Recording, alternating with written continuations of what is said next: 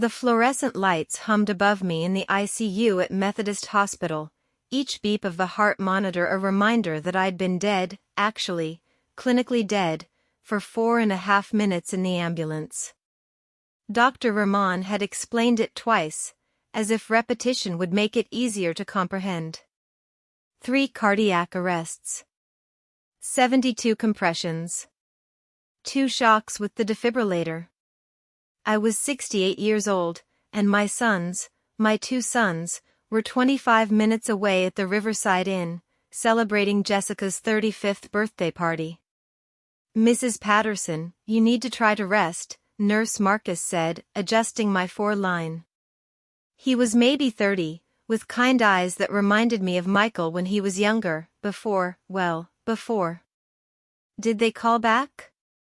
My voice came out raspy, damaged from the intubation tube they'd pulled out 3 hours ago. Marcus hesitated. That hesitation told me everything. "Dr. Rahman spoke with both your sons around 2:15 p.m.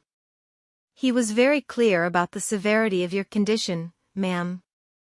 He told them," Marcus paused, clearly uncomfortable. "He told them this could be your last night. That you'd coded 3 times already." The morphine drip made everything feel distant, like I was watching my life through someone else's eyes. But the pain, that was close.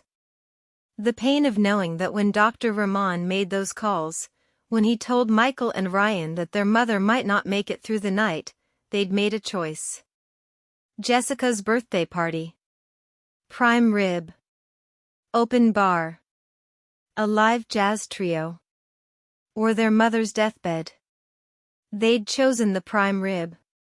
I need you to understand something. I wasn't always this bitter. There was a time when I believed that sacrifice was love's truest form, that giving until you had nothing left was what good mothers did. 43 years ago, I was Eleanor Mitchell, 25 years old, waiting tables at Denny's on Route 9, dreaming of becoming a paralegal. Then I met James Patterson at a friend's barbecue. He was 28, worked construction, had hands that were always slightly rough and a smile that made me forget every sensible thought in my head. We married 6 months later. Michael came 14 months after that. Ryan arrived when Michael was 3.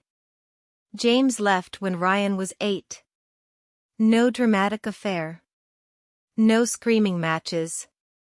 He just came home one Tuesday, ate the meatloaf I'd made, helped Michael with his math homework, and then said, "Ellie, I can't do this anymore. I feel like I'm drowning." 3 weeks later, he was in Arizona with his brother, sending $400 a month in child support when he remembered, which was about half the time.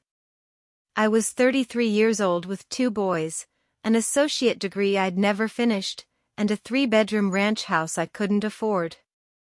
I took a job cleaning offices at dawn, 4 a.m. to 7 a.m., $12 an hour under the table. Then I waitressed at Mel's Diner from 8 a.m. to 4 p.m. 3 nights a week, I worked the evening shift at Target, stocking shelves until midnight. I slept from 1 a.m. to 3:30 a.m. For years straight. But my boys had new sneakers when they needed them. They had birthday parties with real cakes from the bakery, not boxed mix. They went to summer camp. Michael played travel soccer. Ryan took guitar lessons. I wore the same black pants and white shirt to the diner for 2 years until the seams literally split. Michael met Jessica when he was 26. She was a pharmaceutical sales rep, polished, ambitious, with a smile that never quite reached her eyes when she looked at me. The first Christmas after they started dating, Jessica invited Michael to her family's place in Connecticut. "Mom," Michael said, not quite meeting my eyes, "Jessica's mom is really particular about Christmas. You know how it is. Family tradition stuff." I spent Christmas Day that year eating a lean cuisine and watching It's a Wonderful Life alone. When I asked Michael how it went, He spent 20 minutes describing Jessica's parents' house, the marble countertops, the professionally decorated tree, the catered dinner. Her mom made this incredible rack of lamb, Mom. Like, restaurant quality. As if my 35 years of pot roasts and casseroles had been practice for the main event I'd never be good enough to cook. Ryan followed the same pattern 2 years later with Amber. She was different, younger, sweeter on the surface. But the result was the same. Slowly, gradually, I became optional. Phone calls got shorter. Hey, Mom. Yeah, we're good. Super busy. I'll call you back. They never did. Visits spread out. Monthly became every 6 weeks. Every 6 weeks became whenever we can make it work. I told myself it was natural. They were building their own lives. That's what you want for your kids, right? Independence. Success. But there's a difference between independence and erasure. 5 years ago, Michael called on a Tuesday night. Mom, I need to talk to you about something important. Jessica had found their dream house. Victorian. 4 bedrooms. Walking distance to the good schools. $425,000, Mom. We're pre-approved for a mortgage, but we need $85,000 for the down payment to avoid PMI and get the good rate. I'd sold my house 2 years earlier when the property taxes got too high. I was living in a 1-bedroom apartment in a complex near the highway where the walls were thin enough to hear my neighbor's TV through the bathroom wall. But I had $92,000 in savings. Money I'd scraped together from working retail at Target until I was 63, from my modest Social Security, from selling James's old tools and my mother's antique dishes. It's temporary, Mom. I'll pay you back. 2 years, max. This house is an investment. It'll appreciate like crazy. I wrote the check. $85,000. That was 5 years ago. I've gotten $3,000 back. Total. Ryan's crisis came 8 months later. His friend Chad had a can't-miss opportunity, importing LED lighting fixtures from China and selling them to contractors. Mom, I need $25,000. This is my shot. Chad's already got buyers lined up. We'll triple the investment in 6 months. I'll pay you back with interest. 10%, Mom. Where else are you getting 10%? I had $7,000 left after helping Michael. I took out a personal loan for the rest. At 65 years old, I signed papers for $18,000 at 14% interest, putting up my car as collateral. The business lasted 4 months. Chad turned out to be better at spending money than making it. Ryan lost everything. Mom, I'm sorry. I really thought it would work. But hey, at least I tried, right? You can't succeed if you don't take risks. I was making payments on that loan until last year. The interest alone cost me $4,200. Ryan never mentioned paying me back again. Last Sunday was my 68th birthday. Nobody mentioned it. Michael had invited me for Sunday dinner, his way of fitting me into their schedule without disrupting anything important. Jessica made grilled chicken breast and quinoa salad. Everything was beige and tasteless, like eating health itself. You look tired, Mom, Ryan said, scrolling through his phone. You sleeping okay? The truth was, I hadn't slept properly in weeks. There was a pressure in my chest that woke me at 2 a.m. every night, like someone sitting on my sternum. My left arm ached. I had waves of nausea that made me dry heave over the toilet. But I'd complained about back pain last year, and Jessica had made a comment about aging gracefully and not dwelling on every little ache. Ryan had suggested yoga. Neither had asked follow-up questions. Just a little heartburn, I said. Jessica laughed, that dry, knowing laugh. At our age, Eleanor, the body just doesn't process food the same way. I keep telling my mother she needs to cut out fried food, dairy, anything heavy. A 68-year-old digestive system isn't the same as a 30-year-old's. At our age. Jessica was 35. I was 68. But apparently, we were in the same category of decline. Then Amber dropped her news. Oh my God, you guys. I finally got a date for my birthday party. Wednesday night at the Riverside Inn. The ballroom, not just the restaurant. I've been planning this for literally 4 months. Wednesday. My actual birthday had been Sunday, but nobody had mentioned it. Now they were planning a blowout for Amber. It's going to be amazing, Amber continued, her face glowing. We hired a caterer, that fancy one from downtown, you know, $150 a plate, and there's going to be a live band. Ryan got me this Versace dress. It was $1,800, but he said I deserve it. $1,800. More than my monthly income from Social Security. Mom, you're invited, obviously, Ryan said, his tone making it clear this was a courtesy. But just so you know, it's a formal thing. Amber invited people from her work, some of my clients. It's kind of a networking event, too. Translation, don't embarrass us. Tuesday night, the pressure in my chest became unbearable. It felt like my ribcage was being crushed in a vice. My left arm was numb.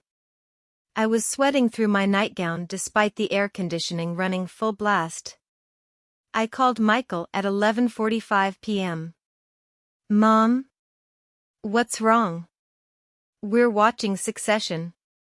Michael, I can't breathe right. My chest really hurts. It won't stop. Did you take anything? Tums? You probably just ate something that didn't agree with you. Try some ginger ale. We'll come check on you tomorrow after Amber's party, okay? Michael, I think. Mom, I gotta go. This is a really good episode. Call if it gets worse, okay? He hung up. I sat on the edge of my bed, pressing my hand against my chest, wondering if this was it. If I was going to die alone in a $950 a month apartment, 25 minutes away from sons who were too busy watching HBO. At 5:30 a.m., I called my neighbor, Patricia. We weren't close, just hallway conversations about the weather and the broken elevator. But she was the only person I could think of. Eleanor, honey, those are heart attack symptoms. Classic presentation. I'm calling 911.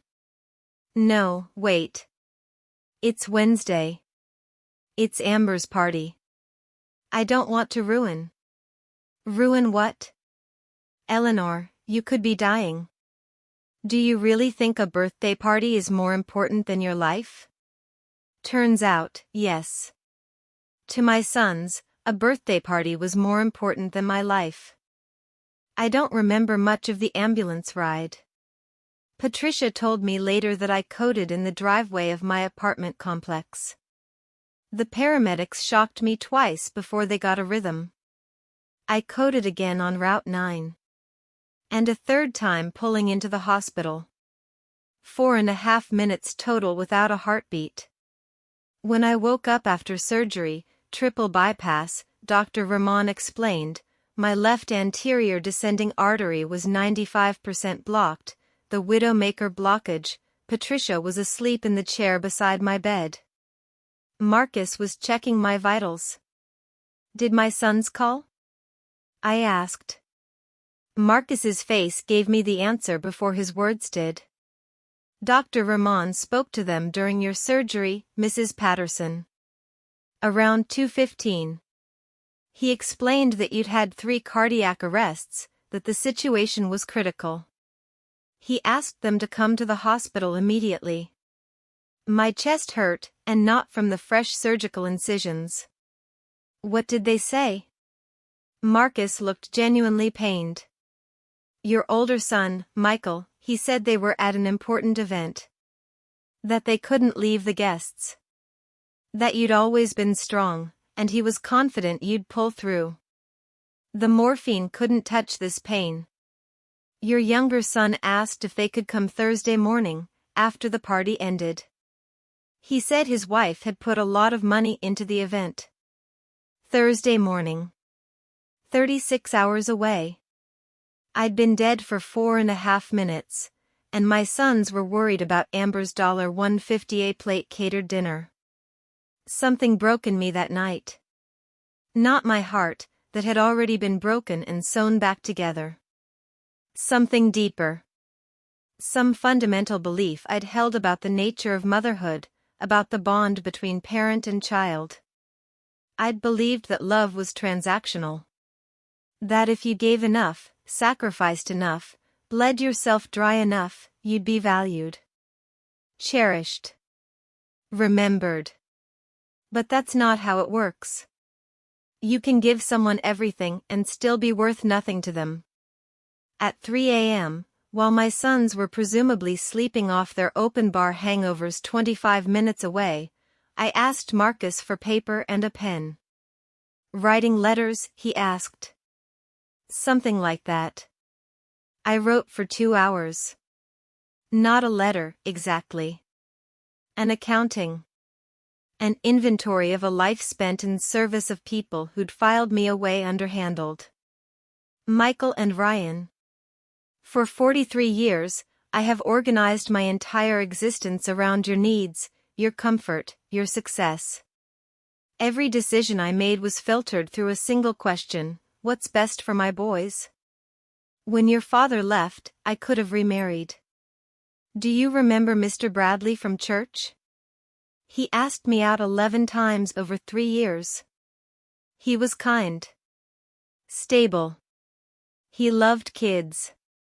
But I said no every time because I didn't want you to feel like you had to share me with anyone. I wanted you to know you were enough. I worked 3 jobs for 7 years to send you to private school. I slept 4 hours a night, 5 nights a week. I developed carpal tunnel from stocking shelves. I have scars on my feet from standing on concrete floors in cheap shoes for 16-hour days. Michael, I gave you $85,000 for your house. That was my security. My retirement. My safety net. You've paid back $3,000 in 5 years. You bought Jessica a $12,000 Peloton and a trip to Turks and Caicos, but you couldn't spare $500 a month to your mother. Ryan, I took out a loan, at 65 years old, to fund your business. I put up my car as collateral. When the business failed, you said, at least I tried. As if my money was monopoly money. As if I hadn't worked for every single dollar. But money is just money. I could forgive the money. What I cannot forgive is Wednesday. I was dying. Literally dying. My heart stopped 3 times. Dr. Ramon told you it was critical, that you needed to come immediately. And you chose Amber's birthday party. You chose $150 plates of braised short rib over your mother's life. You chose a live jazz trio over your mother's last words. You chose not to be inconvenienced over witnessing the end of the woman who gave you everything. I want you to understand something clearly. I am not angry. Anger would imply I still care enough to feel betrayed. What I feel is clarity. I see now what I've been refusing to see for years. To you, I am not a mother. I am not even a person with feelings and needs and worth. I am a service. A utility. A resource to extract value from when convenient and ignore when inconvenient. By the time you read this, I will be gone. Not dead, though you missed your chance to see me before that happened, but gone from your lives permanently. Do not look for me. You will not find me. I have taken the $7,200 I have left to my name, and I am starting over in a place where nobody knows me as the mother who gave everything. Where I can simply be Eleanor. You wanted me out of the way.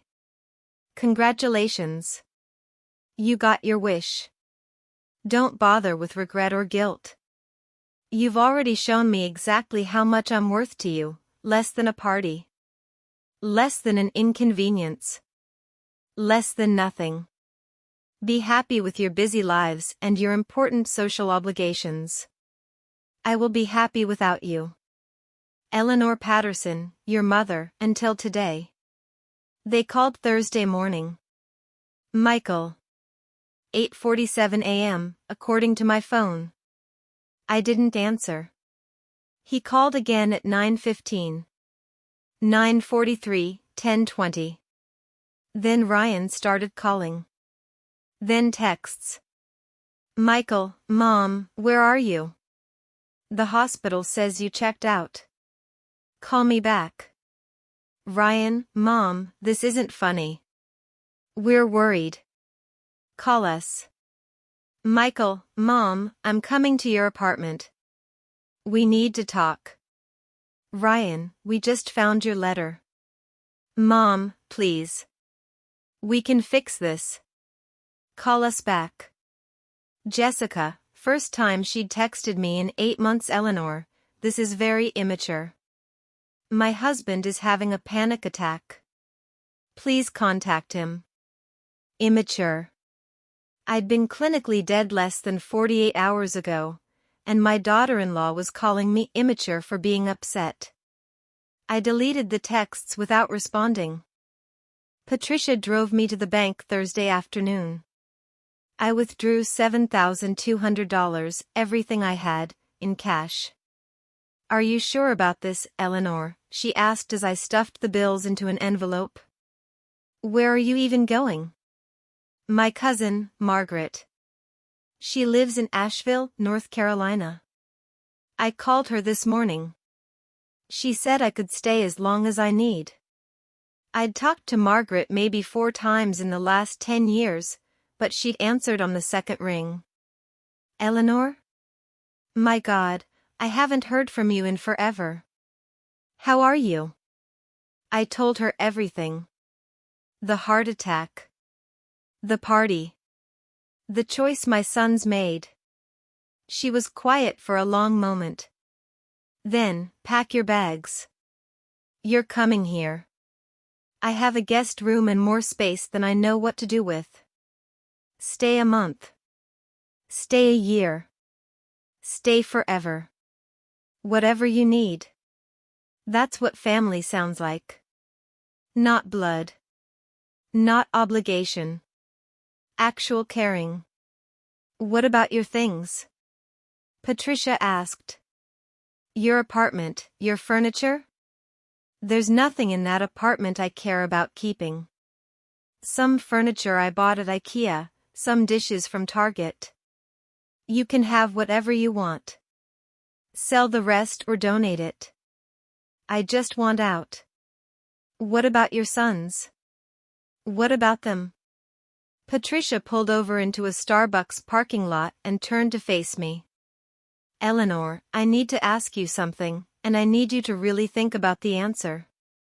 Are you doing this to punish them, or are you doing this because you genuinely don't want them in your life anymore? I thought about it. Really thought about it. Both, I said finally. I want them to understand what they did. I want them to feel a fraction of what I felt lying in that hospital bed, knowing they'd chosen a party over me. But also, Patricia, I'm 68 years old. If I'm lucky, I have maybe 15, 20 years left. Good years. Do I want to spend those years begging for scraps of attention from men who see me as a burden? Or do I want to spend them doing things I've never had time for because I was too busy sacrificing for them? What kinds of things? I don't know. That's the point. I've spent 43 years as Michael and Ryan's mom. I have no idea who Eleanor is. Patricia hugged me in the Starbucks parking lot, and I cried for the first time since waking up after surgery. You're doing the right thing, she whispered. I'm proud of you. The Greyhound to Asheville left at 9:30 p.m. Thursday night. 12-hour trip, one transfer in Charlotte. Michael and Ryan were waiting at my apartment when Patricia and I arrived to get my suitcase. Mom. Michael practically ran at me. Where the hell have you been? Do you know how worried we've been? He looked terrible. Unshaven, rumpled clothes, eyes red from lack of sleep. Ryan looked even worse. Good. We need to talk, Ryan said. Mom, come on. Let's go inside and talk this out. There's nothing to talk about. Mom, please. Michael's voice cracked. We're sorry, okay? We fucked up. We should have come to the hospital. We know that now. But you can't just disappear. That's not how families work. I laughed. Actually laughed. That's not how families work? Michael, you didn't come to the hospital when I was dying because you didn't want to leave a party. Don't talk to me about how families work. It was a mistake, Ryan said. Mom, we made a mistake. A bad one. But people make mistakes. You taught us that. Remember when I crashed your car in high school and you said everyone deserves forgiveness? You were 16. You're 36. And this wasn't a mistake. A mistake is forgetting to call. A mistake is being late. Choosing not to come when your mother is dying isn't a mistake. It's a decision. And it showed me exactly where I rank in your lives. Jessica appeared from around the building. Of course she came. Eleanor, I think you're being very unfair. Michael has been absolutely distraught. He hasn't slept. He's barely eaten. Do you know what this is doing to him? Do I know what this is doing to him? I felt very, very calm. Jessica, I was dead. My heart stopped beating for 4.5 minutes. And your husband was eating prime rib. So forgive me if I'm not particularly concerned about his sleep schedule. We explained this, Amber chimed in, walking up with 2 Starbucks cups. The party cost $9,000. We couldn't just abandon. Get away from me. My voice came out low and cold. I don't want to hear about your party. I don't want to hear about the money you spent or the guests you couldn't disappoint or how hard you worked on your seating chart. You chose a party over a human life. Not a stranger's life. Your mother-in-law's life. And you feel entitled to defend that choice to my face. Mom, Michael tried again. Please. Come inside. Let's talk. We'll figure this out. We'll make it right. You can't make it right. There is no making this right. You showed me who you are, and I'm choosing to believe you. So what, you're just leaving? You're just done? Ryan's face was turning red. After everything we've done for you? The laugh that came out of me was sharp enough to cut. After everything you've done for me? What exactly have you done for me, Ryan? Please, enlighten me. We invited you to dinners. We called you. You invited me to dinners where your wife made passive-aggressive comments about my clothes and my cooking. You called me when you had 5 minutes between more important things. Ryan, you took $25,000 from me, money I had to borrow and spend 3 years paying back, and when the business failed, you never said the words "I'm sorry" or "I'll pay you back." You said, "At least I tried." As if my money was a learning experience for you. That's not fair, Michael said. Mom, we were going to pay you back. We still will. Every cent. With interest. I don't want your money anymore, Michael. I want you to leave me alone. Mom, please.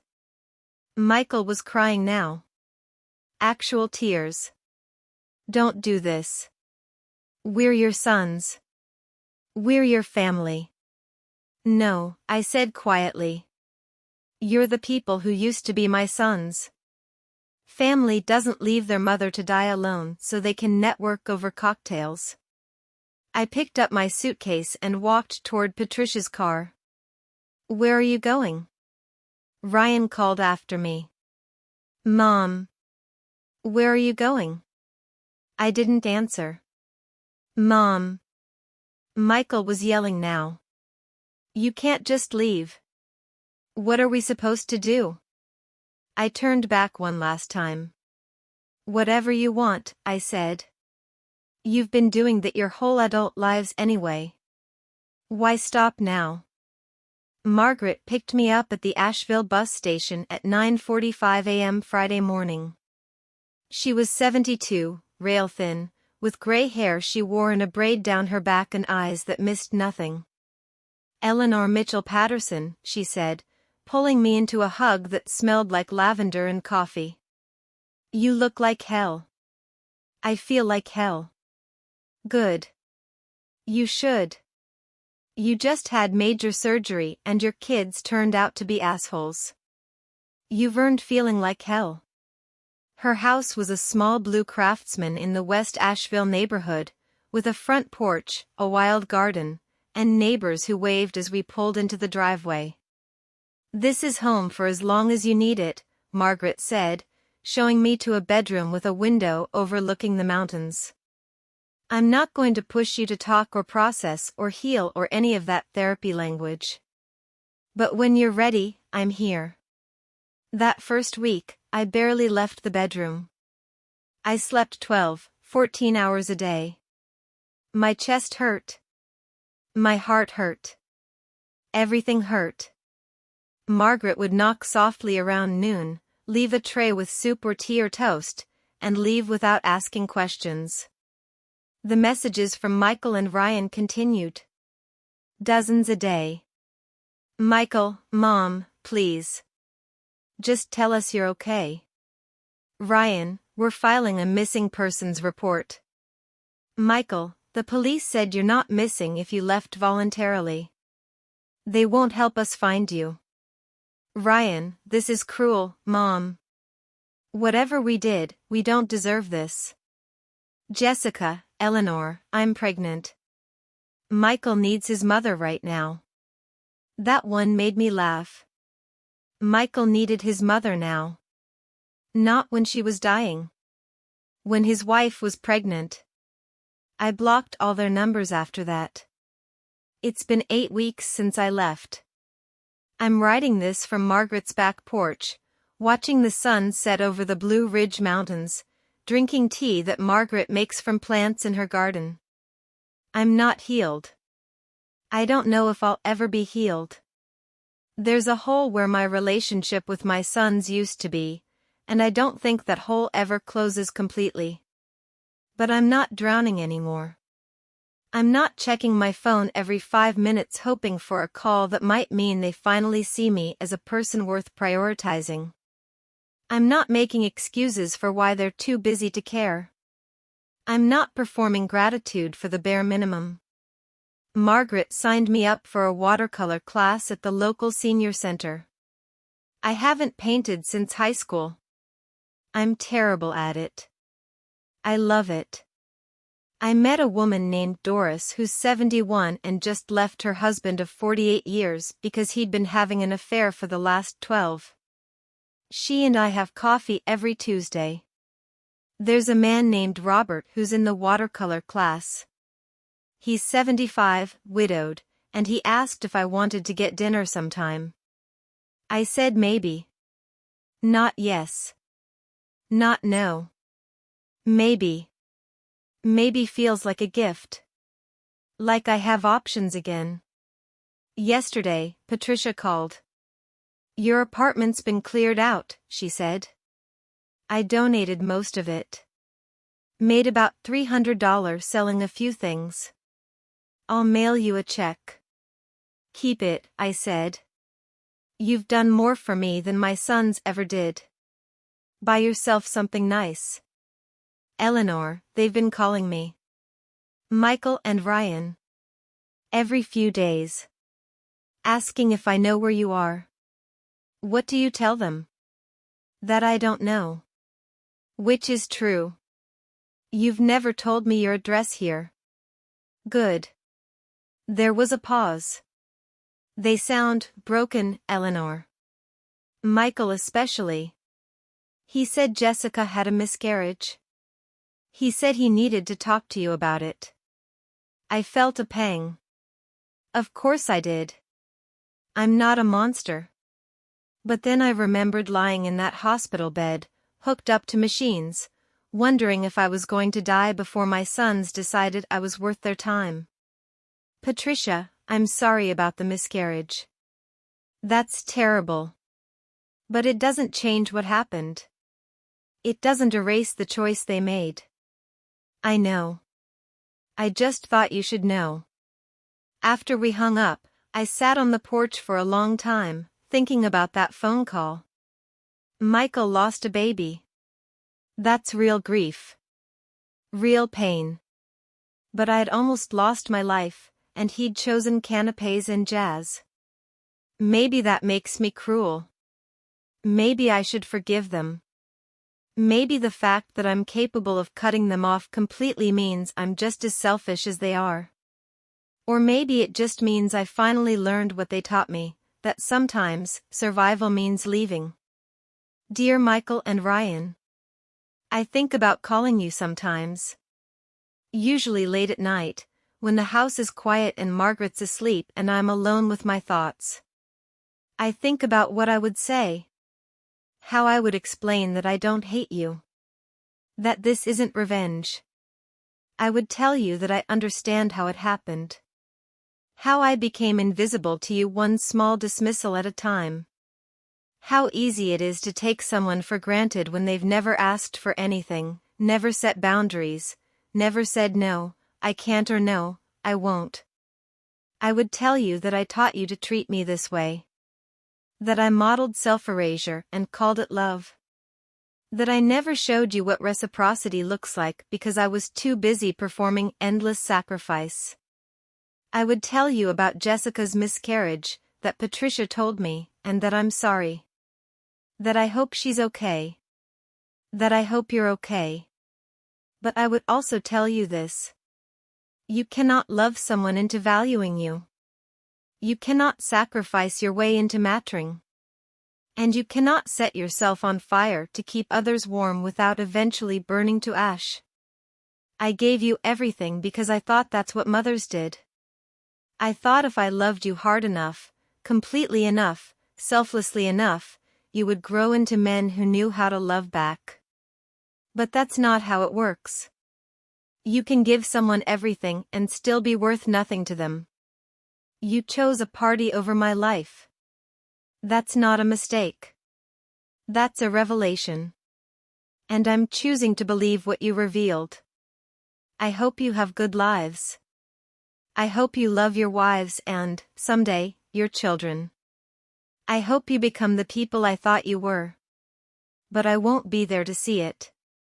This is my choice, and it's the first choice I've made for myself in 43 years. It's the right one. Mom. It's 6 months now. Spring in Asheville.